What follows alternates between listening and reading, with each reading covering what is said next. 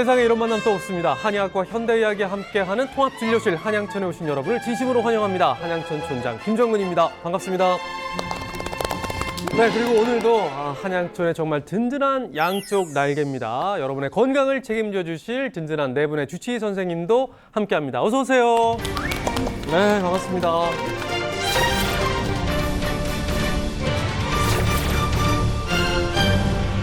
자, 오늘 또 어떤 골골 주민이 또 어떤 고민을 들고 찾아오셨을지 많은 분들이 궁금해하실 텐데 이분은 참 어떻게 소개를 해드려야 될까요? 나이가 들수록 뭔가 이렇게 텅 비워지는 느낌이 굉장히 힘들어서 찾아오셨거든요. 나이가 들수록 텅 비어지는 거. 저는 지금 딱 두 개가 떠오르거든요. 두 개요? 네. 네.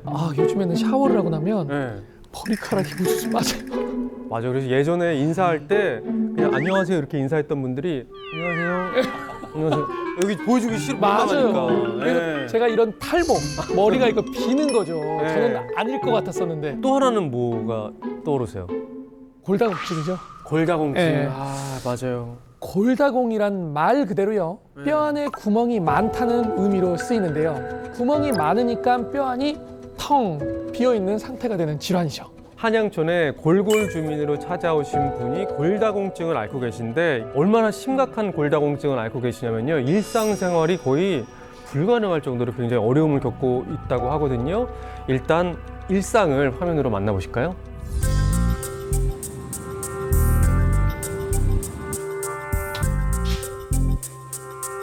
아이고, 아침인데 발걸음이 벌써부터 무거워요. 허리에 복대를 착용하시네요. 뼈가 약해지는 게 골다공증이잖아요. 근데 유독 제 검사를 하면 이 뼈 중에서 허리뼈가 유독 약하거든요. 그래서 허리도 이렇게 바로 세우지를 못하고 또 척추 압박골절 같은 그런 게 올 수 있다 그래서 미리 조심을 하는 거예요. 건강한 젊은 성인의 평균과 검사하는 게 이제 비교를 하는 게 T스코어거든요. 저게 3.4라면요. 골다공증이 엄청나게 심각한 상태라는 거죠. 아프기 전의 모습은 너무 멋지시네요. 패션이 남다르신데요? 골다공증 진단을 딱 받고 나서 그다음부터 그냥 사람이 한꺼번에 도미노 무너지듯이 건강이 무너져 버리더라고요. 나름대로 이쪽 충청권 지역에서는 조금 알아주는 MC이긴 한데요. 불과 뭐 한 4, 5년 전까지만 해도 제가 그 무대에서 한 7, 8시간 그래도 지치지 않고 에너지가 늘 넘치고 무대에서 날아다니시던 분인데 지금 좀 많이 속상하시겠어요. 아니 저거 지금 아이들 있는 집에서 많이 쓰는 안정 쿠션 그거 아니에요? 골다공증이 있는 분들은 작은 충격도 조심하셔야 해요.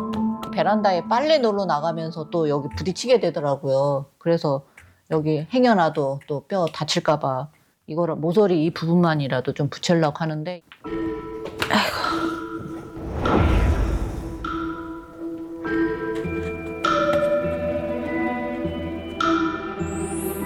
어머니랑 뭔가 사연이 있으신가요?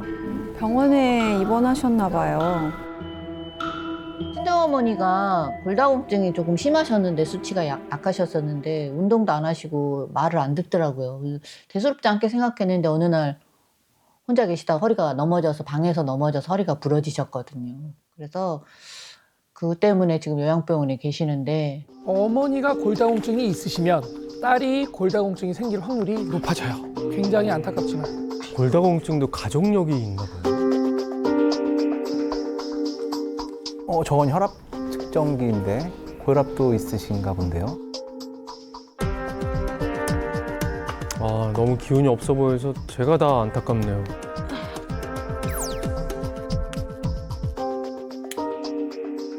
공복 혈당을 체크하시네요. 수치가 괜찮아야 될 텐데요. 118이네요. 118이면 당뇨 전 단계에 해당합니다. 골다공증도 그렇고 뭐 고지혈도 그렇고 고혈압도 그렇고 크게 전조 증상이 없이 오니까 소리 소문 없이 오니까 되게 당황스러웠죠. 아, 골다공증도 힘든데 대사질환까지 온 거잖아요. 저희 병원에 오셔가지고요. 안 그래도 검사를 꼼꼼하게 좀 진행을 좀 해봤어요. 골다공증도 심하지만 더 충격적인 결과가 있습니다. 뭘까요? 그건 나중에 말씀드릴게요.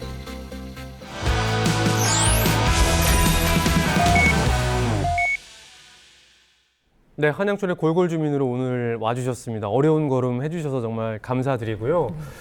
보니까 지금 일상생활이 좀 굉장히 힘들어 보이는데 골다공증이 있다. 언제 알게 되신 거예요?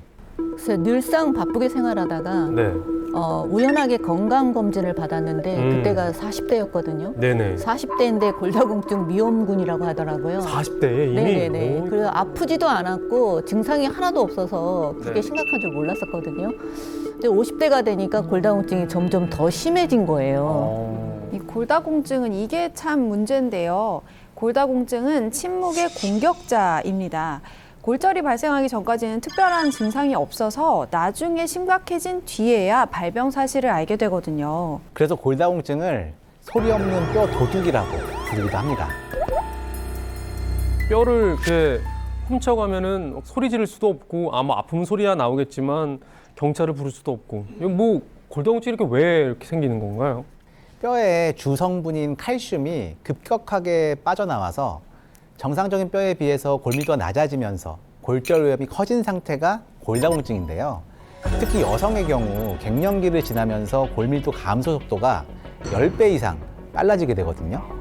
여성 호르몬이 뼈에서 칼슘이 빠지지 않도록 조절해주는 역할을 하는데 이런 호르몬 분비가 줄어드니까 자연히 골 손실이 유발되는 거죠. 한의학에선 예로부터 신장이 뼈를 주관한다고 보고 있습니다. 골수의 생성과 뼈의 성장 발육을 담당하고 있는데요. 신장의 기운이 충실하지 못하면 허리가 굽어지고 뼈가 약해진다는 얘기죠.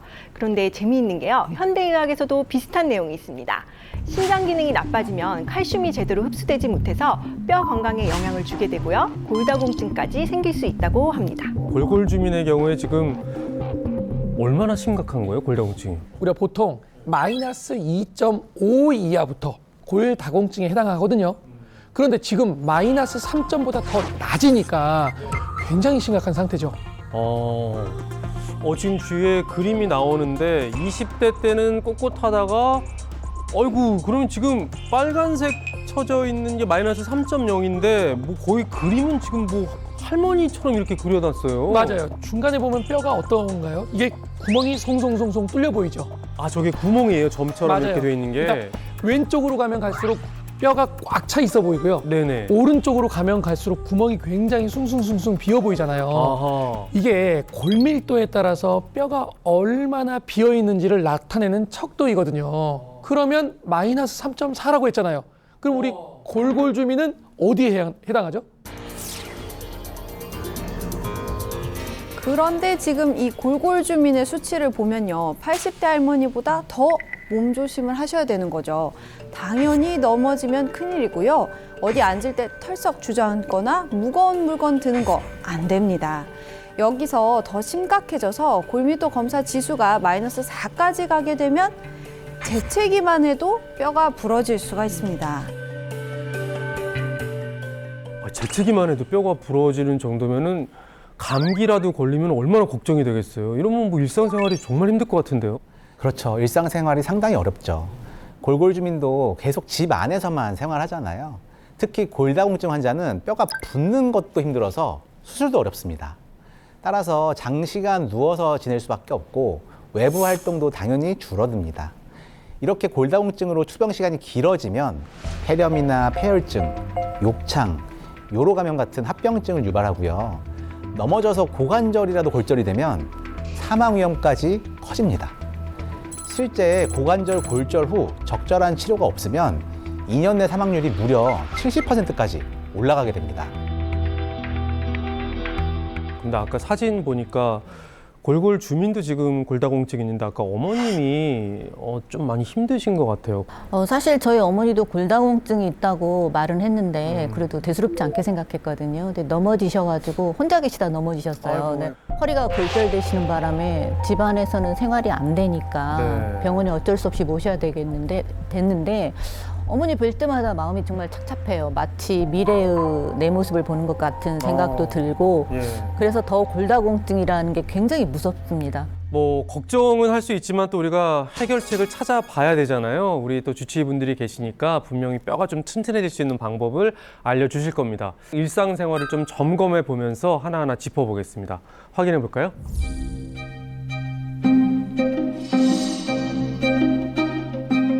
걸을 때도 굉장히 지금 조심스럽게 걷고 계시네요. 저러다 넘어지면 골절이 쉽게 생기거든요. 지금 타이머를 맞추는 건가요? 왜요?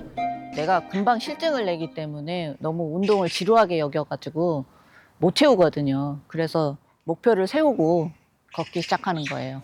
골다공증이 있어도 가벼운 운동은 꼭 해주시는 게 좋습니다. 느리게 걷는 것보다 약간 빠른 속도로 유산소 운동처럼 걸어야 조금 더 효과가 있고요. 이제 8분 지났어. 어떡해. 운동하는 걸 너무 싫어하니까 너무 지루해. 그래도 꾹 참고 끝까지 하고 계시네요. 야, 저렇게 그래도 노력을 하시는데 조금이라도 더 좋아졌으면 좋겠어요.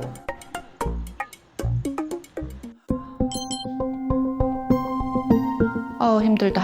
몸이 천근만근 같아 보이시는데요. 자, 뭔가 이제 간식을 드실 모양인데 뭘 드실까요? 골다공증 환자들의 필수 식품이죠. 우유와 치즈. 우유하고 치즈가 이렇게 칼슘이 많아서 골다공증에 좋다고 해서 그래서 별로 안 좋아했어요. 근데 지금은 억지로라도 먹어보는 거예요. 근데 의외로 우유 안 좋아하시는 분들이 많아요. 뼈 건강 때문에 뭐 지금 굉장히 싫어도 억지로 드시는 것 같은데요.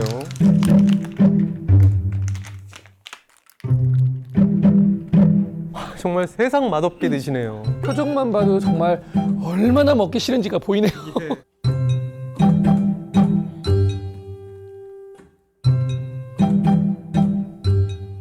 골다공증이 있다고 보니까 그냥 웬만하면 일상이 다 조심스러워요. 그래서 되도록이면 움직이지 않고 그냥 많이 움직이다 보면 이런 데 부딪히고 이러잖아요. 그래서 안 그러려고 안 움직이는 편이에요. 문 열렸어. 들어와. 밖에 못 나갈 때는 친구가 오시는 게 반갑죠? 친구분이 오셨는데 앉아서 맞이하시네요. 원래 늘상 맨날 있는 일이고 내가 움직이는 걸 너무 싫어해서 우리 친하니까 만사 귀차니즘. 아이고 어떻게 해서 이렇게 앉아 있었어? 아니요. 아까 조금 좀 걸었어. 오늘은 그래도. 그래도 좀 운동을 했네 그래도. 친구 왔다고 이제 음식을 해주시려고. 미역이 골다공증에 좋다 그래서 평소에 쌈 미역을 자주 먹는데 지금 쌈 미역만 먹으면 좀 그러니까 허전하니까 단백질도 섭취해야 되잖아요. 그래서 제육볶음 같이 하려고요. 미역에 칼슘이 많이 들어있거든요. 뭘 하나를 드셔도 골다공증만 생각하고 뼈에 좋다는 것만 드시는 것 같아요. 언니 밥 먹자. 얼른 오세요. 알았어. 볼 때는 굉장히 건강하고 맛있는 밥상인데요. 근데 이 반찬이 다 칼슘 파티예요. 골다공증인데 칼슘 먹어야 되는 거 아니에요? 과요불급이거든요. 조금 짚어볼 부분이 있을 것 같습니다. 그런가요?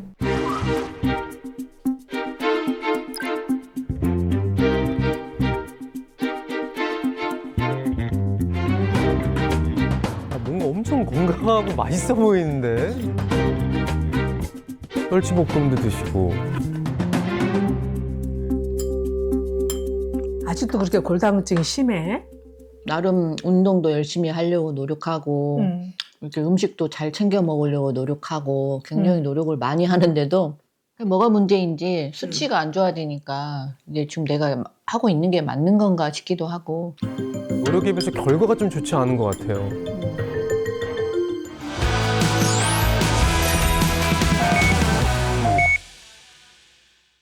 골골주민의 일상을 한번 살펴봤습니다. 전반적으로 힘이 좀 많이 부족하고 기운이 없어 보이고 또 골다공증이 심하다 보니까 지금 일상생활이 너무나도 어렵습니다. 정말 몸이 따라주지도 않는데도 하기도 싫은데도 그냥 시간을 정해가지고 운동도 하시고 정말 뼈에 좋다는 칼슘으로 식단 파티도 하시고요. 그러니까요. 근데 결과는 좀 마음이 아프죠. 처음에 골다공증을 진단받았을 때 골다공증 수치인 T스코어가 어느 정도 됐는지 기억나시나요? 40대인데 그때가 마이너스 2.7이었습니다. 그래서 그때도 많이 안 좋았네요. 네, 계속 나빠지다가 마이너스 3.4까지 내려가더라고요. 이전보다 더 나빠진 건데 그럼 그 이유가 뭐라고 생각하세요? 솔직히 잘 모르겠어요. 칼슘이 많고 뼈에 좋다는 거 안 가리고 열심히 챙겨 먹었고 칼슘 보충제도 매일 신경 써서 먹었거든요. 이게 칼슘이 열심히는 섭취를 했는데 얘가 뼈에 가지 못하고 다른 곳에 가 있으면 문제가 되는 거겠죠. 아니 칼슘을 잘 섭취를 하는데 뼈에 안 가고 다른 어디로 간 거예요 그러면? 칼슘은요 뼈로 가야 돼요. 뼈 안에 있을 때 기능을 하는 거잖아요. 그런데 골골주민이 섭취한 칼슘은 뼈가 아니라 혈관에 가 있어요. 제가 진짜 깜짝 놀랄 사진 하나 보여드릴게요. 네. 이게 뭐예요? 골골주민의 경동맥, 그러니까 이 심장에서 머리로 가는 여기. 동맥. 뇌로 가는 혈액의 80%가 경동맥을 지나거든요. 굉장히 중요한 혈관이죠. 근데 요거를 보시면 저기 화살표가 되는 하얀 거 보이시죠? 뭐가 이렇게 좀 쌓인 것 같기도 하고 지금 저게 없어야 지금 좋은 건가요? 그렇죠. 저게 칼슘이요. 뼈로 가지 못하고 혈관에 쌓인 거예요. 이렇게 칼슘이 체내에 과도하게 침착돼서 몸의 조직이나 기관이 단단해지는 것을 우리가 석회화라고 이렇게 하는데요. 골골주민은 골다공증도 있는데 지금 혈관의 석회화가 진행 중인 거죠. 다행히 이게 크게 보시면 크진 않죠. 네네. 아주 심각한 정도는 아니에요. 하지만 혈관에 칼슘이 쌓이는 줄도 모르고 방치하면 어떻게 될까요? 아니 저 혈관에 저렇게 칼슘이 쌓이고 하면은 혈관을 막는 순간 있을 거 아니에요. 그럼 큰일 날 것 같은데요. 혈관에 칼슘이 많이 쌓이면 콜레스테롤과 칼슘이 합쳐지게 되면서 혈관을 석회화를 시키는 것을 유발하게 돼요. 이렇게 혈관 석회화가 더 진행되고 커지면 혈관 전체를 막게 되고 뻣뻣하게 되는 거죠. 그런데 경동맥이 좁아지고 딱딱해지면 뇌졸중 이런 것들이 올 가능성도 커지겠죠. 제가 볼 땐 골골주민이 지금 골다공증도 문제지만 혈관 건강에도 더 신경을 쓰셔야 할 것 같아요. 사실 골다공증 하나만 있어도 지금 일상생활이 너무 힘든데 지금 혈관에 뭔가 석회화가 진행되고 있다. 아니, 이런 일이 지금 왜 생기는 걸까요? 우리 몸속 칼슘의 99%는 뼈와 치아에 존재하고요. 나머지 1%는 혈액과 세포에 존재합니다. 그런데 칼슘이 뼈로 가지 못하니까 혈액의 칼슘이 1%보다 더 많이 존재하면서 혈액을 타고 전신을 돌아다니는 겁니다.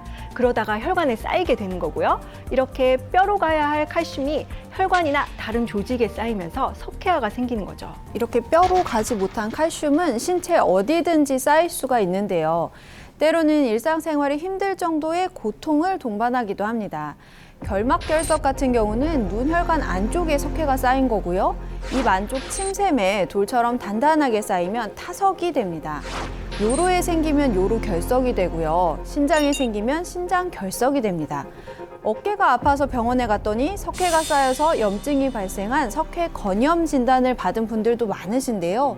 그야말로 이 석회화가 전신을 공격한다고 해도 과언이 아닐 정도입니다. 특히 심장에 혈액을 공급하는 관상동맥 내부에서 석회화가 진행되면 문제가 굉장히 심각해지는데요. 이 사진을 한번 보시겠습니다. 여기 지금 뭐가 엄청 흰 게 있어요? 심장 근육에 혈액을 공급하는 관상동맥 사진인데요. 왼쪽은 깨끗한데 오른쪽은 어떤가요? 하얗게 석회화가 된 걸 확인할 수 있습니다. 동맥이 좁아지면서 관상동맥 경화증을 유발하는 원인이 될 수 있고요. 각종 심혈관계 질환도 일으킬 수 있습니다. 생명을 위협하는 이런 질환들이 모두 칼슘이 뼈로 가지 못해서 생기는 혈관 석회화 때문이죠. 사실 혈관을 무언가가 막는다는 얘기는 우리가 참 많이 들어봤는데 칼슘이 이게 쌓인다는 얘기는 이게 좀 약간 무섭기도 하고 근데 칼슘이 어쩌다가 이렇게 석회 덩어리가 되는 걸까요? 제가 이해를 돕기 위해서 시연 영상 하나를 준비를 했거든요. 고무 호수를 우리 몸의 혈관이라고 가정을 할게요. 굉장히 탄력이 넘치고 깨끗한 상태죠. 그런데 여기에 석회 덩어리들이 쌓여서 굳으면 어떻게 될까요? 보시는 바와 같이 혈관이 탄력을 잃고 딱딱해지죠. 그리고 심한 경우에는 혈관을 막아서 생명을 위협하는 질환을 부르기도 합니다. 이 골골 주민의 경우에는 고지혈증도 앓고 있고 혈당도 높은 편이잖아요. 이런 대사 질환들이 혈관 내 석회화의 주요 원인으로 작용을 할 수 있어서 특히 주의할 필요가 있습니다. 보통 혈액 내의 콜레스테롤 수치가 높으면 혈관에 찌꺼기가 쌓이면서 죽상경화증을 유발하게 되는데요.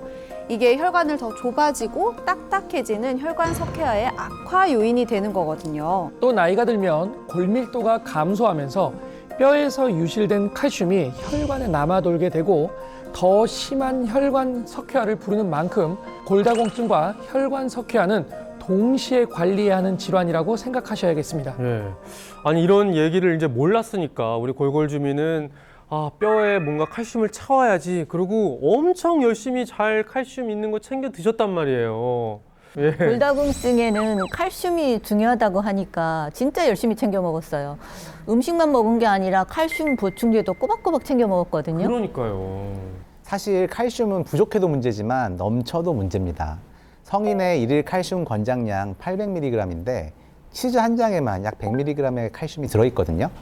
식단도 칼슘이 풍부한 식품 위주였는데 여기에 따로 칼슘 보충제까지 챙겨 드시면 체내에 칼슘이 과하게 축적될 수 있겠죠. 실제 연구에 따르면 골다공증을 예방하기 위해서 칼슘을 많이 섭취한 여성이 그렇지 않은 여성보다 동맥경화증이나 심장마비, 뇌졸중 위험이 커진다는 연구 결과도 있습니다. 또 다른 연구를 살펴보면요.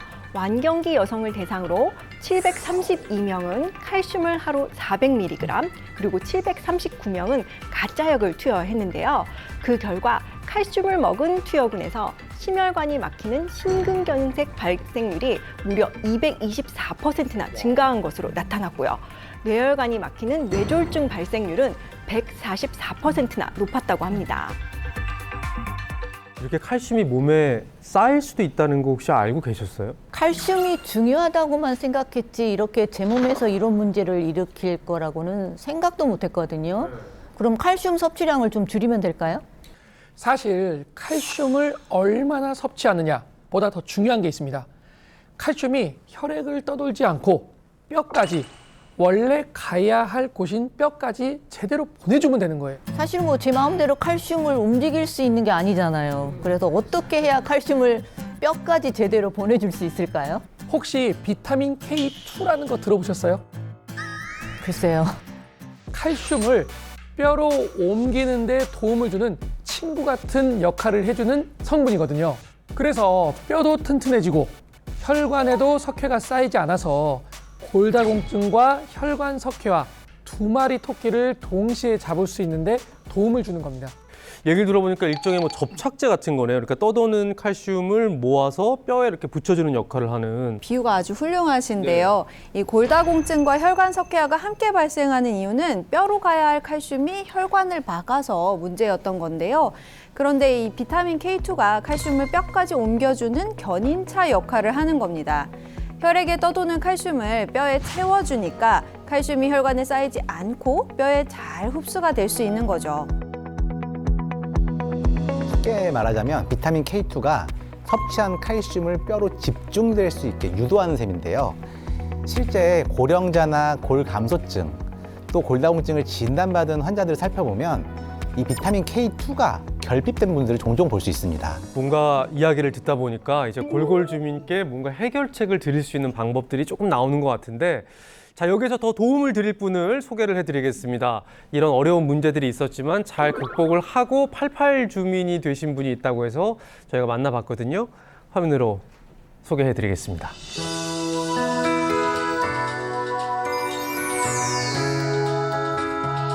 골다공증을 극복하고 용가리 통뼈로 살고 있는 박현주입니다. 네, 한양출의 88 주민으로 오셨습니다. 어서 오세요. 네. 안녕하세요. 반갑습니다. 네. 근데 골다공증이란 이야기를 이제 언제 처음 들으셨어요? 그때 느낌이 어떠셨나요? 사실 근데 제가 아픈 데도 없고 네. 뭐 건강에 뭐 아무 문제가 없다고 믿었기 때문에 골다공증이 있다고 하니까 처음에는 뭐 믿기지 않더라고요. 환자들이 제일 많이 하시는 말씀 중에 하나예요.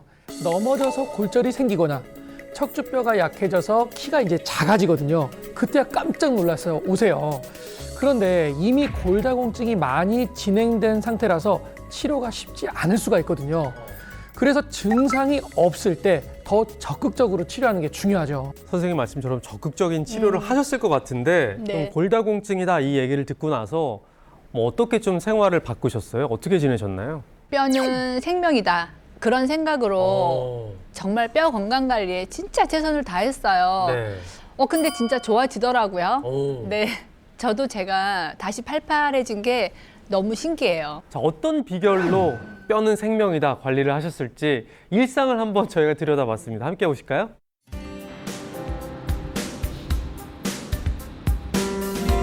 맨발로 나오셨어요. 와, 맨발 걷기 하시나 봐요. 맨발로 걷기엔 항토끼리 좀 발바닥에 무리가 좀 덜 가고요. 혈액순환에도 도움이 된다고 해요. 그래서 항토끼를 하루에 한 30-40분씩 걷고 있어요. 걷기하고 플러스 근력 운동이네요. 와, 저게- 그게 중요하거든요. 런지로 걷는 게 진짜 힘든 건데. 아주 잘하고 계신 건데요. 근력이 약하면 골다공증의 발병 위험도 커지거든요. 제가 살이 찐 편이 아니라서 뭐 다른 혈관계 질환은 제가 걱정해 본 게 없는데 고지혈증까지 오더라고요. 콜레스테롤 수치가 좀 높은 편이셨네요. T스코어가 마이너스 3점대, 척추 쪽에 골다공증이 특히 심했네요.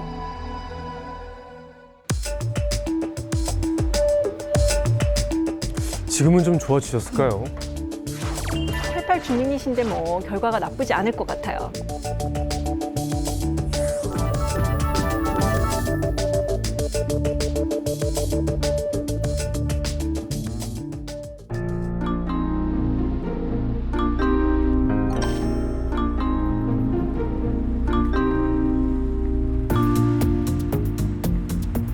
그런데 지금 엘리베이터를 그냥 지나치시고 걸으시네요.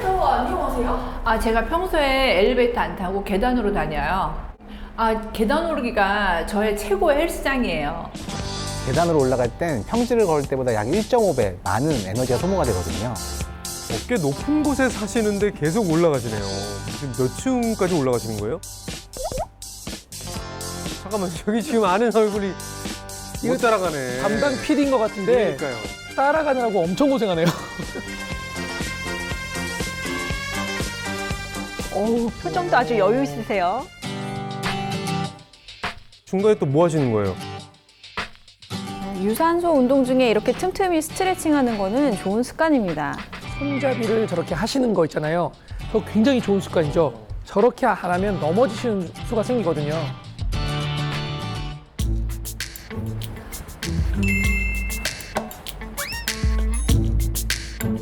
엘리베이터 타고 내려갔다 설마 다시 올라오려고 하는 거 아니에요? 저희 집은 1층이에요. 그러니까 이제 내려갈 때는 뭐 무릎에 좀 무리가 갈 수 있어서 엘리베이터를 이용하고 있어요. 심지어 집이 1층이신데 와, 진짜 계단이 운동용이었네요. 따로 시간 내기 어려울 때 저렇게 한 번씩 계단을 오르면요. 굉장히 도움이 많이 됩니다. 엄마 운동하고 왔지. 나하고 왔어? 우리 딸이에요. 골다공증 앓은 이후로 건강에 대해서 계속 잔소리를 너무 많이 하셔서 오늘은 또 특별히 건강한 음식 해주신다고 불렀거든요. 신경을 안 쓸 수가 없어요. 정말 엄마가 골다공증이면 또 딸에게도 골다공증이나 골감소가 유전될 확률이 높다고 하더라고요. 그래서 미리미리 예방해야죠. 뼈에 좋은 것 딸까지 불러서 챙겨 먹이시려는 건가 봐요. 어머니들은 누구나 자나깨나 자식 걱정뿐이세요. 뭘 해주실지 진짜 궁금한데요.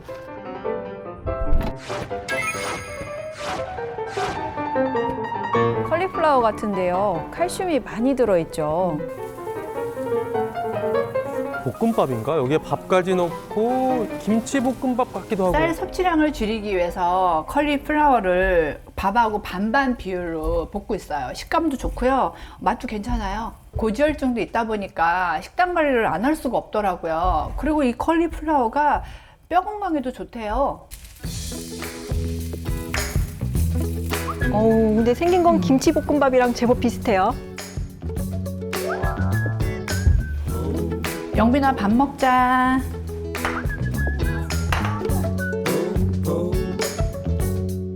양배추와 닭가슴살로 단백질까지 야무지게 한 끼로 챙기셨네요.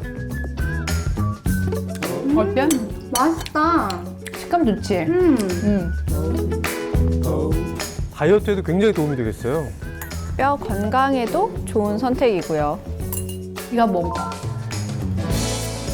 칼슘 제품들을 많이 챙겨 드셨거든요. 우유도 그렇고 치즈도 그렇고 골다공증을 앓은 다음에는 우유를 덜 드시는 것 같아요. 제가 칼슘에 집착을 엄청 했었거든요. 칼슘이 먹는 대로 뼈로 가는 게 아니라 하더라고요. 그래서 이제부터는 내가 먹은 칼슘이 좀 뼈로 갈 수 있도록 좀 관리하는 게 더 중요하다는 생각을 했어요. 뼈 건강에 대해서는 거의 의사급이시네요. 아, 괜히 88 주문이 아니시라니까요. 배불러. 오늘 먹고 왔어? 아니 오늘 안 먹고 왔지. 아, 그래? 잠깐만 기다려. 평소에 딸과 함께 드시는 뭔가가 있나 봐요. 같이 먹자. 비타민 K2인데요. 뼈에 칼슘이 잘 흡착되도록 도와준다고 해서 먹고 있는데 우리 딸도 골다공증이나 혈관 건강에 문제가 생기면 안 되잖아요. 그래서 엄마인 제가 이렇게 좀 챙겨주는 편이에요. 우리 이거 먹고 건강하자. 엄마가 저렇게 챙겨주시면요. 딸은 나중에 골다공증 걱정 안 해도 되겠네요.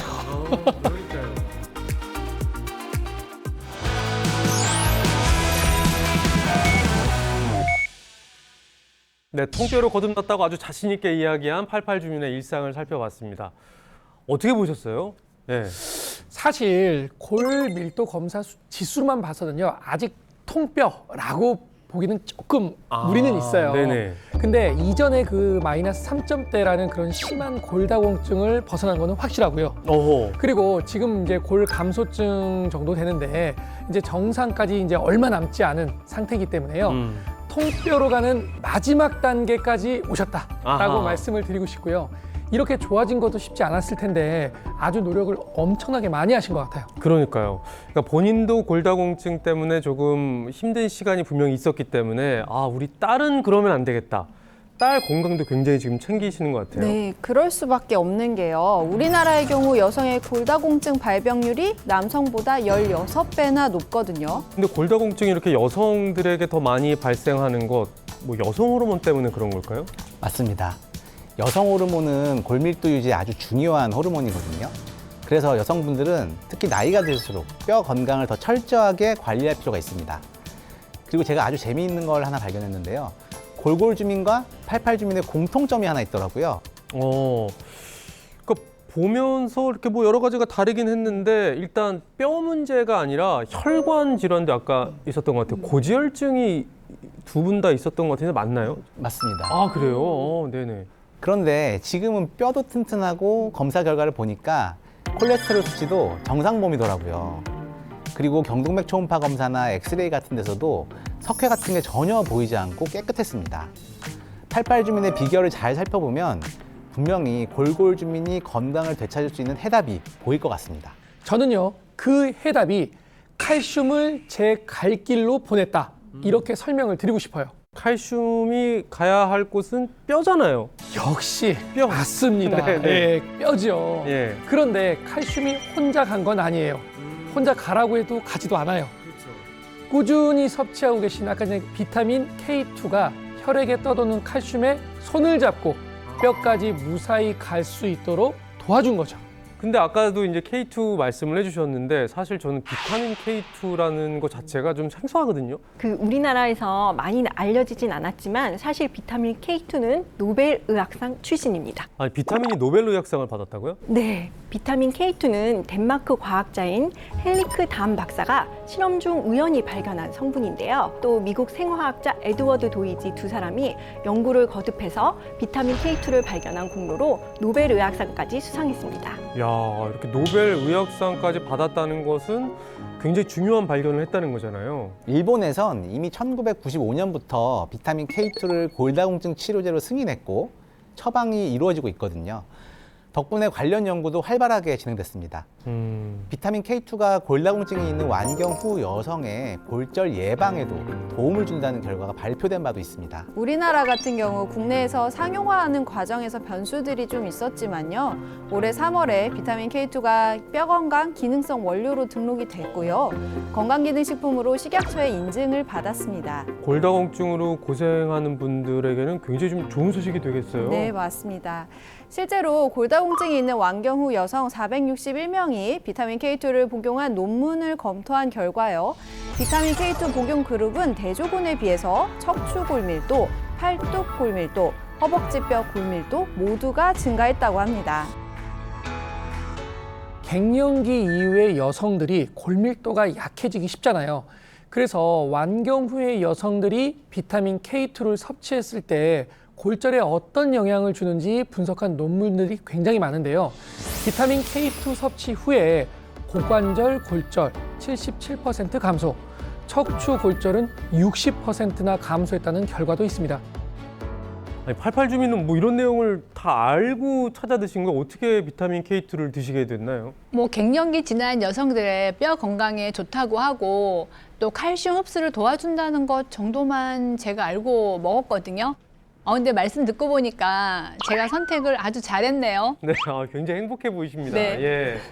근데 아까 저희가 나눈 내용 중에 이제 골골 주민이 뼈 건강에도 문제가 있었지만 칼슘이 제대로 뼈에 전달되지 않으면서 지금 혈관의 석회화가 진행이 됐다, 뭐 이런 말씀을 해주셨잖아요. 이 혈관의 석회화에도 뭔가 좀 도움이 될 수 있을까요? 물론입니다. 네덜란드에서 약 4,800여 명을 대상으로 10년간 추적 관찰한 결과 비타민 K2 섭취량이 가장 높은 분에서는 관상동맥 질병 발생 위험이 41%나 줄었고요. 사망률은 57%, 중증 대동맥 석회화는 52%나 감소한 것으로 나타났습니다. 그러니까 이제 우리 몸에 비타민 K2가 충분히 들어오면은 칼슘이 뼈로 제대로 가고 그럼 뼈도 좀 튼튼해지고 석회화도 좀 막을 수 있는 거잖아요. 네, 맞습니다. 혈관 석회화를 유도한 동물에 비타민 K2를 섭취시켰더니 해당 동물의 대동맥 석회화가 72.63%나 감소했다는 결과가 나왔다는 거죠. 검은 점처럼 박혀있는 석회 덩어리가요. 비타민 K2를 섭취한 후에는 깨끗하게 사라진 게 보이시죠? 오, 그러네요, 진짜로. 한의학에서는 담음, 즉 체내에 쌓인 노폐물이나 불필요한 물질이 혈관을 막아서 혈관이 딱딱해지고 병이 생길 수 있다고 봅니다.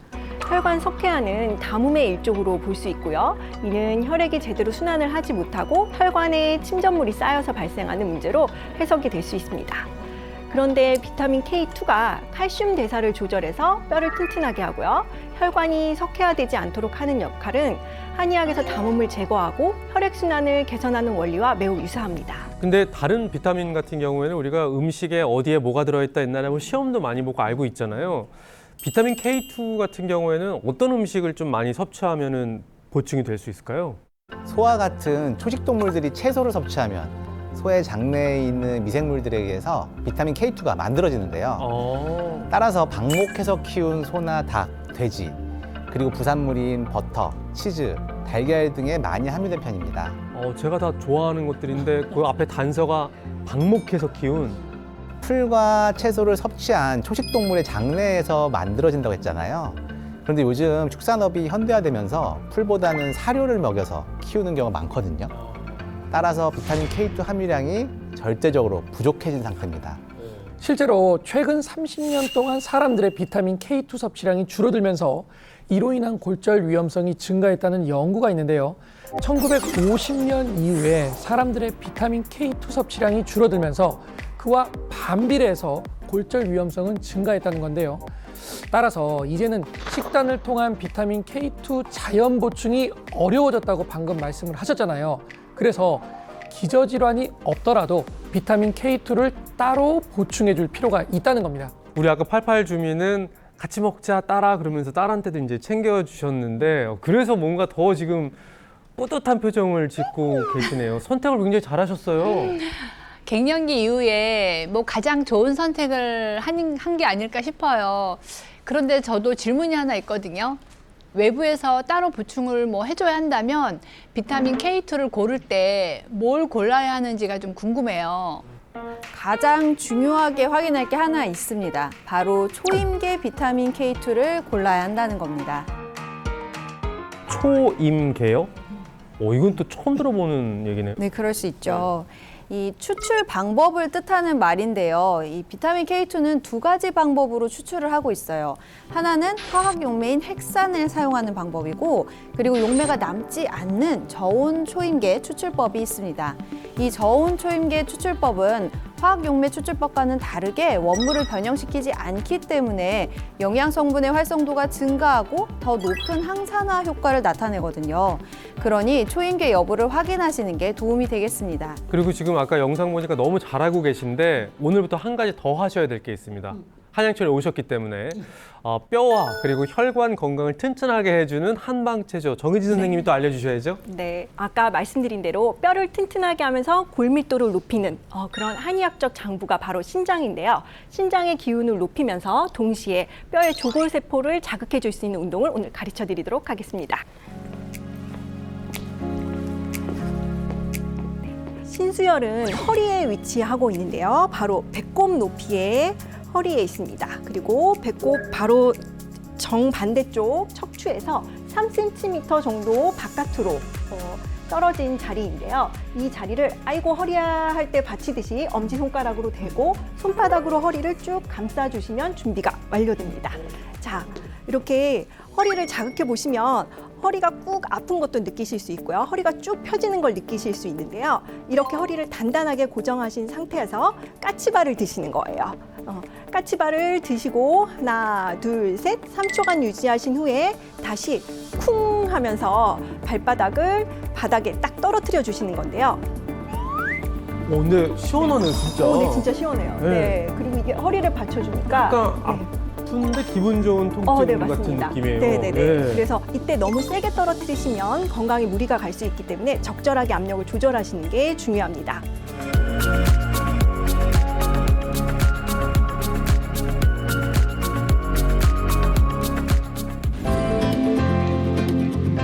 우리 골골주민 어떻게 지내고 계실까요?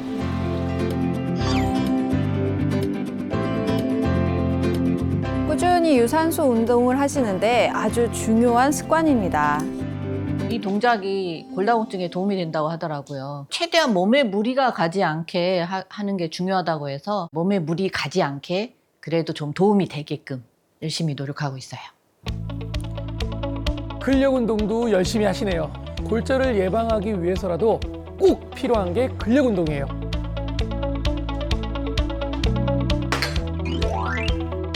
식단 관리도 일단 합격입니다. 골고루 잘 드시고 계세요.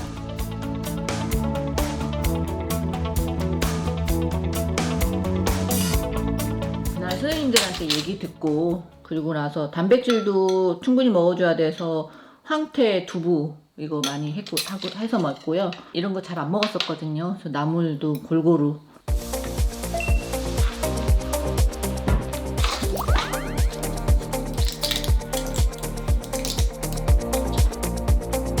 비타민 K2도 잘 챙겨 드시고 정말 열심히 잘하고 계신데요. 사실 이때가 제일 긴장되거든요. 좋은 결과가 있었으면 좋겠는데요. 아주 좋습니다. 노력한 보람이 있네요. 긍정적인 변화를 보이고 계세요. 사실 3주가 그렇게 긴 시간이 아니잖아요. 근데 일상생활에서 익숙하던 것들을 하나하나 바꾸고 변화하고 노력하는 모습에서 뭔가 지금 달라지고 있거든요. 굉장히 좀 더 좋아질 것 같다는 기대가 듭니다. 꽤 열심히 섭취하신 칼슘이요. 네. 이제야 제자리를 찾아가는 것 같죠. 제가 다 마음이 놓입니다. 그러니까요. 네.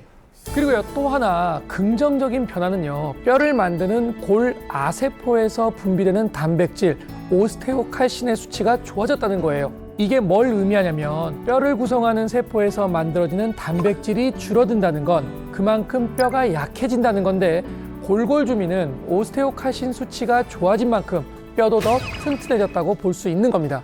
콜레스테롤 수치가 개선된 것도 눈에 띄거든요. 그만큼 혈관 건강에도 긍정적인 변화가 있었다는 걸 의미하고요.